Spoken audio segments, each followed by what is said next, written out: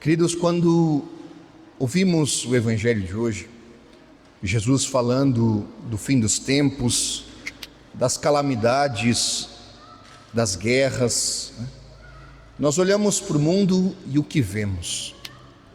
Nós vemos no último ano cerca de 61 guerras declaradas entre países, envolvendo 32 países, cerca de 181 conflitos civis. Nós vemos 458 mil homicídios no mundo, sendo eles 10% na nossa nação, 81% deles atingindo os homens. Nós temos o aumento no mundo do tráfico humano e da exploração infantil. Nós temos no mundo hoje a geração Z, que é aquela que nasce de 1995 até 2010, que portanto é uma geração digital. Pelos cálculos oficiais do assassinato das crianças no ventre das mulheres, isto é, o aborto, cerca de 20 a 25% dessa geração foi assassinada antes de vir à luz. Então nós olhamos para o mundo e pensamos: Senhor, será que já está chegando o tempo? Nosso Senhor no Evangelho diz: é preciso que estas coisas aconteçam primeiro, mas não será logo o fim. Então não, ainda tem tempo pela frente. E o tempo que nós temos será um tempo que, quanto mais a humanidade se voltar contra Deus, mais destas coisas nós viremos. Tudo aquilo que o Senhor disse em profecia vai se realizando.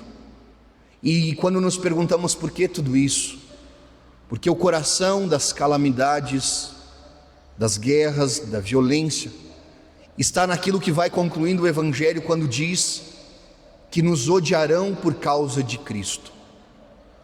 Porque quando o mundo odeia o nome do Senhor, isto é, o seu amor e sua graça, quando vivemos mais no pecado do que no amor e na misericórdia do Senhor, então o mundo ele não encontra paz. E tu e eu, no meio desta calamidade, no meio de tantos conflitos, qual é a nossa postura? Nós podemos ter duas posturas. A primeira, daqueles que não têm fé e abandonam a luta e dizem: bom, se é assim mesmo, do que basta, ou do que adianta, lutarmos e nos importarmos tanto. Ou então daqueles que têm uma fé um pouco distorcida, quando dizem: bom, se de fato Jesus voltará no fim dos tempos, e se as suas profecias vão se cumprindo, então não adianta fazermos muita coisa, não sei esperar. São Paulo, na segunda leitura, ele fala à comunidade de Tessalônica, porque eles viviam justamente esse problema. E eles diziam: bom, se Jesus vai voltar, então vamos ficar aqui esperando. E Paulo diz: não, é preciso que tu e eu, no tempo presente, vivamos a fé que o Senhor nos deu, porque como termina o Evangelho, é perseverando que nós receberemos a vida. A comunidade de Tessalônica, os cristãos, eles não queriam mais trabalhar, não queriam se envolver na vida, e Paulo dirá de forma categórica: quem não quer trabalhar não deve comer.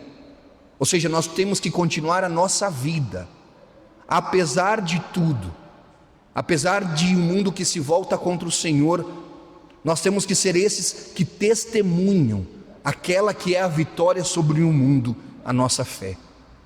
Porque nós cremos em novos céus e novas terras. Nós estamos aqui como peregrinos. Por quê, queridos? Porque, como o apóstolo também nos ensina, nós somos cidadãos do céu. Se você vai para a Austrália e lá está um gaúcho, como é que a gente reconhece que ele é gaúcho? Tem um chimarrão na mão, né? Se tiver domingo e der certo, ele vai assar uma carninha, né? Por quê? Porque nós somos do sul, a gente tem características do sul.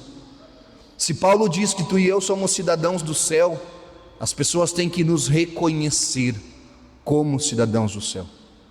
Nós temos que viver com hábitos do céu, com costumes do céu, com sotaque do céu. Porque por mais que estamos nessa terra que passa, nós temos que ter o coração buscando aquelas que não passam. Porque como ouvimos no Evangelho de hoje, o Senhor Ele nos declara a vitória final. Então não sabemos o dia nem a hora. O que temos que fazer é estar prontos e testemunharmos com a nossa vida a fé que temos nesse novo céu e na nova terra que Ele já nos reserva.